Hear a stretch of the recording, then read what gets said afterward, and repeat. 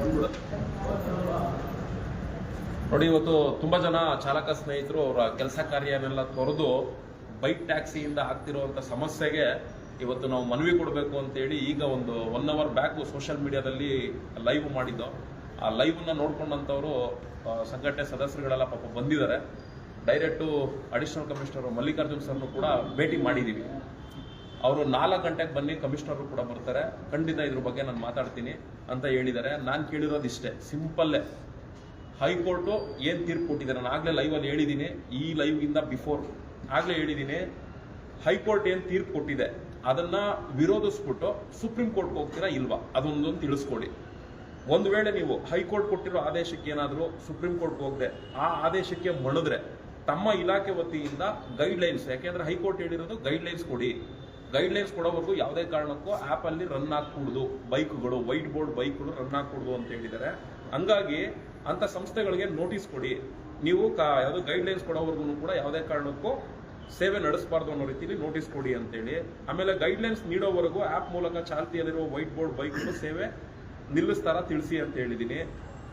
ಆಮೇಲೆ ಪರವಾನಗಿ ಇಲ್ಲದೆ ಅಕ್ರಮವಾಗಿ ಸೇವೆ ಸಲ್ಲಿಸುತ್ತಿರುವ ಆ್ಯಪ್ ಸಂಸ್ಥೆಗಳ ಸರ್ವರ್ಗಳನ್ನು ಸೈಬರ್ ಕ್ರೈಮ್ ಇಲಾಖೆ ಮುಖಾಂತರ ಅವರ ಒಂದು ಸ್ಯಾಟಲೈಟ್ಗಳು ಏನಿದಾವೆ ಅದನ್ನೆಲ್ಲವನ್ನು ಕೂಡ ಬಂದ್ ಮಾಡಬೇಕು ಅನ್ನೋ ರೀತಿಯಲ್ಲಿ ಕೇವಲ 4 ಅಂಶಗಳನ್ನ ಇಟ್ಟು ಈ ಒಂದು ಹೈಕೋರ್ಟ್ ಕೊಟ್ಟಿರುವಂತ ತೀರ್ಪನ್ನ ಆಧರಿಸ್ಬಿಟ್ಟು ನೀವು ಇದಕ್ಕೆ ನಮಗೆ ಹಿಂಬರಹ ಕೊಡಬೇಕು, ಇದ್ರ ಬಗ್ಗೆ ನೀವೇನು ಕಾರ್ಯಾಚರಣೆ ಮಾಡಕ್ ಹೊರಟಿದ್ದೀರಾ ಅಥವಾ ಮಾಡ್ತಾ ಇದ್ದೀರಾ, ಅಥವಾ ಇದನ್ನ ಪ್ರೋಸೆಸ್ನ ಮಾಡಿ ಈಗ ಇಮಿಡಿಯೇಟ್ಲಿ ಅವ್ರ ಗಾಡಿಗಳು ಆ್ಯಪ್ಗಳಲ್ಲಿ ನಿಲ್ಲಬೇಕು, ಇಲ್ಲ ಅವ್ರ ಸರ್ವರ್ಗಳನ್ನ ಏನಿದೆ ಹ್ಯಾಕ್ ಮಾಡಾಕಿ ಸ್ಯಾಟಲೈಟ್ಗಳು ಸ್ಟಾಪ್ ಮಾಡಿ ಅವಾಗ ಅವರೇ ಹುಡುಕೊಂಡು ನಿಮ್ಮ ಇಲಾಖೆ ಮುಂದೆ ಬಂದು ನಿಂತ್ಕೊಂತಾರೆ.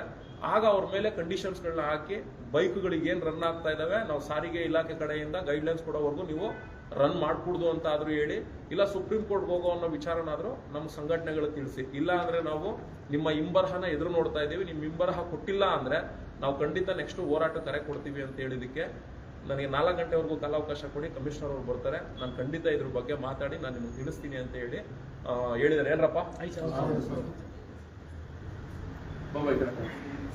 ಆ ರೀತಿ ಹೇಳಿದ್ದಾರೆ. ಆಮೇಲೆ ಹಿಂಗೆ ಮುಂದೆ ಹೋಗ್ಬೇಕು.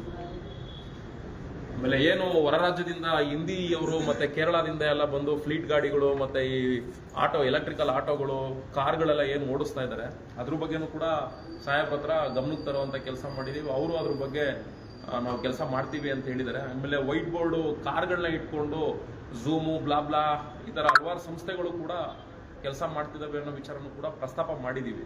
ಆದ್ರೆ ನನ್ಗೆ ಅದೆಲ್ಲ ಇಂಪಾರ್ಟೆಂಟು, ಫಸ್ಟ್ ಇಂಪಾರ್ಟೆಂಟ್ ಇದು, ಅದಕ್ಕೆ ಮೊದಲು ಇದಕ್ಕೆ ಪ್ರಾಧಾನ್ಯತೆ ಕೊಡಿ ಅಂತ ಹೇಳಿದೀವಿ. ಈ ವಿಚಾರದಲ್ಲಿ ನನಗೆ ರಿಪ್ಲೈ ಬಂದಿಲ್ಲ ಅಂದ್ರೆ ನಾನು ಆಗ್ಲೇ ಲೈವಲ್ಲಿ ಹೇಳಿದ್ದೀನಿ, ಖಂಡಿತ ನಾನು ಯಾವ ಸಂಘಟನೆಗಳು ಎಸ್ಪೆಷಲಿ ಚಾಲಕ ಪರ ಸಂಘಟನೆಗಳನ್ನ ನಾನು ಯಾರನ್ನು ಕೂಡ ಕೋರ್ಕೊಳ್ಳೋದಿಲ್ಲ. ನಮ್ಗೆ ಯಾರಿಗೂ ಅವ್ರ ಅವಶ್ಯಕತೆ ನಮ್ಗಿಲ್ಲ.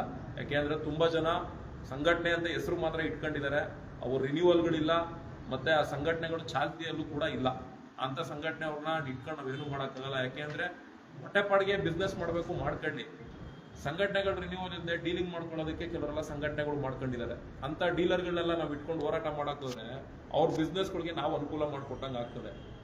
ಕಾರ್ಮಿಕರ ಕುಂದುಕೊರತೆ ವಿಚಾರವಾಗಿ ಇರುವಂತ ಸಂಘಟನೆ ಆದ್ರೆ ಬೆಲೆ ಕೊಡ್ಬೋದು. ಆ ಥರದವು ಇಲ್ಲ. ಯಾಕೆಂದ್ರೆ ರಿನ್ಯೂವಲ್ ಆಗಿದ್ರೆ ಹೌದಪ್ಪ ಅನ್ಬೋದು. ಆ ಥರ ಸಂಘಟನೆಗಳು ಇಲ್ಲದೆ ಇರೋದ್ರಿಂದ ನಾನು ಯಾವುದೇ ಕಾರಣಕ್ಕೂ ಯಾವ ಸಂಘಟನೆಯವರು ಕೋರ್ಕೊಂಡಿಲ್ಲ. ನಮ್ಮ ಒಂದೇ ಒಂದು ಸಂಘಟನೆಯಿಂದ ಈ ಮನವಿನ ಕೊಟ್ಟಿರುವಂಥದ್ದು. ಒಂದೇ ಸಂಘಟನೆಯಿಂದಲೇ ನಾನು ಪ್ರೊಟೆಸ್ಟ್ಗೆ ಖಂಡಿತ ಕರೆ ಕೊಡ್ತೀನಿ. ಇದ್ರ ಬಗ್ಗೆ ಫಾಲೋ ಅಪ್ ಆಗಿಲ್ಲ ಅಂದ್ರೆ, ಇದಕ್ಕೆ ರಿಪ್ಲೈಗಳು ಸರಿಯಾಗಿ ಕೊಟ್ಟಿಲ್ಲ ಅಂದ್ರೆ, ಈಗ ಆಲ್ರೆಡಿ ಟೆಲಿಗ್ರಾಮ್ ಗ್ರೂಪ್ ಮಾಡಿದೀವಿ, ಅದ್ರ ಲಿಂಕನ್ನು ಕೂಡ ಹಾಕ್ತಿವಿ. ನೀವು ಯಾವ ಸಂಘಟನೆಯಾರ ಇಟ್ಕೊಳ್ಳಿ, ನಮ್ಗೆ ಅದು ಬೇಕಾಗಿಲ್ಲ. ನೀವೊಬ್ರು ಚಾಲಕ ಅನ್ನೋ ರೀತಿಯಲ್ಲಿ ಈ ಕೇಳಿರುವಂತ ಇಷ್ಟು ಅಂಶಗಳು ಕರೆಕ್ಟ್ ಆಗಿದೆ ಸರ್, ಇದಕ್ಕೆ ನಮಗೆ ನ್ಯಾಯ ಬೇಕು ಅನ್ನೋ ರೀತಿಯಲ್ಲಿ ಇರೋರಿದ್ರೆ ಮಾತ್ರ ನಮ್ಮ ಈ ಹೋರಾಟಕ್ಕೆ ಕರೆ ಕೊಡಬೇಕು, ಅಲ್ಲ ಕೈ ಜೋಡಿಸ್ಬೇಕು. ಯಾಕೆಂದ್ರೆ ಮ್ಯಾಕ್ಸಿಮಮ್ ನನಗೆ ಗೊತ್ತಿರೋ ಹಾಗೆ ನಾನು ಹಿಂದೆ ಒಂದು 2-3 ಹೋರಾಟ ಮಾಡಿದಾಗ ಫ್ರೀಡಮ್ ಪಾರ್ಕಲ್ಲಿ ಒಂದು 6,000 ಜನ ಹಿಡಿಯುವಂಥ ಕೆಪಾಸಿಟಿ ಇರೋದಷ್ಟೇ. ಅಲ್ಲಿ 2-3 ಹೋರಾಟದಲ್ಲೂ ಕೂಡ ನಾನು 6,000 ನೋಡಿದೀವಿ. ಹಂಗಾಗಿ ಒಂದು 6,000 ಜನ ಡ್ರೈವರ್ಗಳು ಈ ವಿಚಾರವಾಗಿ ನಾವು ಸಪೋರ್ಟ್ ಮಾಡ್ತೀವಿ ಅಂದ್ರೆ, ಯಾಕೆಂದ್ರೆ ನೀವುಗಳೆಲ್ಲ ಹೆಂಗೆ ನೀವು ಸ್ವಾರ್ಥಿಗಳು, ನಾವು ದುಡಿಮೆಗೆ ಹೋಗ್ಬೇಕು, ನಮ್ಮ ಸಂಪಾದನೆ ನಮ್ಗೆ ಇಂಪಾರ್ಟೆಂಟು ಅಂತೀರಾ, ಹಂಗೆ ನಾವು ಅಷ್ಟೇ ಸಂಘಟನೆ ಮಾಡಿದೀವಿ. ಸಂಘಟನೆಯಲ್ಲಿರೋ ಸದಸ್ಯರುಗಳು ಈ ವಿಚಾರವಾಗಿ ಧ್ವನಿ ಎತ್ತೋದಕ್ಕೆ ನಾನು ಬಂದಿದ್ದೀನಿ. ಇವ್ರು ಯಾರು ನಮ್ಮ ಸಂಘಟನೆಯಲ್ಲಿ ಸುಮ್ಮನೆ ಇದ್ರ ಬಗ್ಗೆ ಮಾತಾಡಿ ಅಂದಿದ್ರೆ ನನಗೆ ಗೊತ್ತಾನೇ ಇರಲಿಲ್ಲ. ಅದಂತೂ ಓಪನ್ ಆಗಿ ಹೇಳ್ತೀವಿ. ಯಾಕೆಂದ್ರೆ ನಾವೆಲ್ಲ ನೋಡಿ ಸಾಕಾಗ್ಬಿಟ್ಟಿದ್ದೀವಿ. ತುಂಬಾ ಜನ ವಿಡಿಯೋಸ್ಗಳು ಮಾಡೋರು, ಕೆಲವರೆಲ್ಲ ಫೋನ್ಗಳು ಮಾಡೋರು, ಸಾರ್ ಇದ್ರ ಬಗ್ಗೆ ಏನಾದರೂ ಮಾಡಿ ಅಂತ ಈಗ ಓಪನ್ ಆಗಿ ಹೇಳ್ತಾ ಇದೀವಿ. ನೀವೆಲ್ಲ ಆ ಥರ ಕೈ ಜೋಡಿಸೋದಿದ್ರೆ ಗ್ರೂಪ್ ಮಾಡ್ತೀವಿ, ಬಂದು ಸೇರ್ಕೊಳ್ಳಿ, ಗ್ರೂಪಲ್ಲೂ ತಿಳಿಸ್ತೀವಿ. ಸಾಥ್ ಕೊಡ್ತೀವಿ ಅನ್ನೋರಿದ್ರೆ ಅಂಥದ್ದೊಂದು ಟೀಮ್ ಕೊಟ್ಕೊಂಡು ಪ್ರೊಟೆಸ್ಟ್ ಮಾಡೋದಕ್ಕೆ ಮಾಡ್ತೀವಿ. ನೀವು ಯಾರು ಸಾಥ್ ಕೊಟ್ಟಿಲ್ಲ ಅಂದರೆ ನಾವು ಪ್ರೊಟೆಸ್ಟ್ ಮಾಡೋಕ್ಕೆ ಹೋಗಲ್ಲ.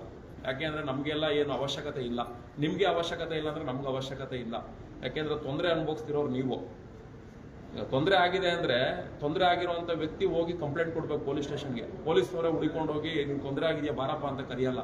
ಹಾಗೆ ನೀವುಗಳು ನಮ್ಗೆ ಬೆಂಬಲ ಕೊಟ್ಟರೆ ಮಾತ್ರ ನಾವು ಮಾಡ್ತೀವಿ. ಇಲ್ಲ ಅಂದರೆ ನಮ್ಗೆ ಏನಿದೆಯೋ ನಮ್ಮ ಸಂಘಟನೆ ಪ್ರಕಾರದಲ್ಲಿ ನಾವು ಏನು ಮಾಡಬೇಕು ಅದನ್ನು ನಾವು ಮಾಡ್ಕೊಂಡು ಹೋಗ್ತಾ ಇದೀವಿ. ಏನ್ರಪ್ಪ ಇನ್ನೇನಿದೆ ಹೇಳೋದಿದೆ ಹೇಳಿ. ಬಾಬಾ ಮಾತಾಡಿ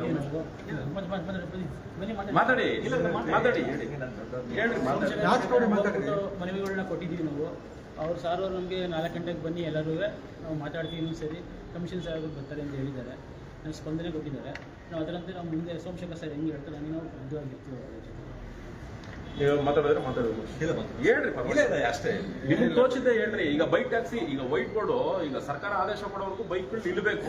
ಹೌದು, ಖಂಡಿತ. ಅದು ನಿಲ್ಲಿಲ್ಲ ಅಂದ್ರೆ ಕಷ್ಟ ಆಗ್ತದೆ. ಈಗ ಸುಪ್ರೀಂ ಕೋರ್ಟ್ ಇಂದ ಏನು ಆದೇಶ, ಅಲ್ಲ ಹೈಕೋರ್ಟ್ ಹೈಕೋರ್ಟ್ ಇಂದ ಏನು ಆದೇಶ ಆಗಿದೆ, ಅದು ಏನು ಅವರು ಗೈಡ್ಲೈನ್ಸ್ ಇನ್ನೂ ಇದಾಗಿಲ್ಲ. ಅಲ್ಲಿವರೆಗೂ ಈ ವೈಟ್ ಬೋರ್ಡ್ ಟ್ಯಾಕ್ಸಿ ಅನ್ನೋದು ಬಂದ್ ಆಗ್ತದೆ. ಬೈಕ್ ಟ್ಯಾಕ್ಸಿ ಇಲ್ಲ ಅವ್ರು ಹಿಂಗೆ ರನ್ ಮಾಡ್ಕೊಂಡು ಹೋಗ್ತಿದ್ರೆ ಆಟೋ ಚಾಲಕರುಗಳು ದುಡಿಮೆ ಇಲ್ಲ. ಯಾಕಂದ್ರೆ ಸರ್ಕಾರ ಈಗ ಆಲ್ರೆಡಿ ಆಗಿ ಬಸ್ ಅದರಿಂದಾನೇ ಅರ್ಧ ಹೊಡ್ತಾ. ಅಂತದ್ರಲ್ಲಿ ಇವ್ರು ವೈಟ್ ಬೋರ್ಡ್ಗಳು ಕಾಲೇಜ್ಗೆ ಹೋಗೋರು, ಅಲ್ಲೆಲ್ಲ ಶೋಕಿ ಮಾಡಕ್ ಹೋಗೋರು, ಇನ್ನೇನೋ ಕೆಲಸ ಮಾಡಕ್ ಹೋಗೋರು, ಅವರೆಲ್ಲ ಬೈಕ್ ಬೋರ್ಡ್ ಇಟ್ಕೊಂಡು ಹಿಂಗ್ ಮಾಡ್ತಿದ್ರೆ ಅದನ್ನೇ ನಂಬ್ಕೊಂಡಿರುವಂತ ಆಟೋ ಡ್ರೈವರ್, ಕ್ಯಾಬ್ ಡ್ರೈವರ್, ಆಫೀಸಲ್ಲಿ ಅವರು ಕೂಡ ಆನ್ ದಿ ವೇ ಬರ್ತಾ ಆಪ್ನ ಇನ್ಸ್ಟಾಲ್ ಮಾಡ್ತಾ ಅವೆಲ್ಲ ನಿಲ್ಬೇಕು. ನೋಡಿ ಆಮೇಲೆ ನಿಮ್ಮ ಥರ ನಮಗೇನು ಹೆಂಡತಿ ಮಕ್ಕಳು ಫ್ಯಾಮಿಲಿ ಎಲ್ಲ ಇದ್ದಾರೆ. ನಿಮ್ಮ ಥರ ನಾವು ಡೈಲಿ ದುಡಿಯೋರು, ನಾವು ಮಾಡ್ತಿದ್ದು ನಮಗೋಸ್ಕರ ಅಂತ ಮಾಡ್ತಾ ಇಲ್ಲ, ಎಲ್ಲ ಚಾಲಕರಿಗೋಸ್ಕರ ಮಾಡ್ತಾ ಇರೋದು.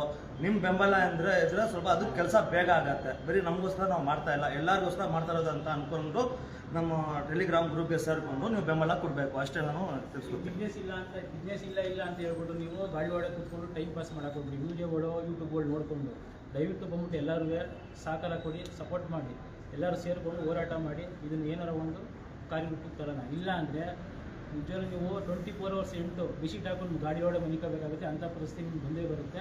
ಇಲ್ಲಾಂದರೆ ಊರುಗಳು ಖಾಲಿ ಮಾಡ್ಕೊಂಡು ನಿಮ್ಮ ಊರುಗಳ ಕಡೆಗೆ ಹೋಗಬೇಕಾಗುತ್ತೆ, ಬೆಂಗಳೂರು ಖಾಲಿ ಮಾಡ್ಕೊಂಡು. ಆ ಪರಿಸ್ಥಿತಿ ನಿಂತರೆ ಯಾವ ಕಂಪ್ನಿಯವರು.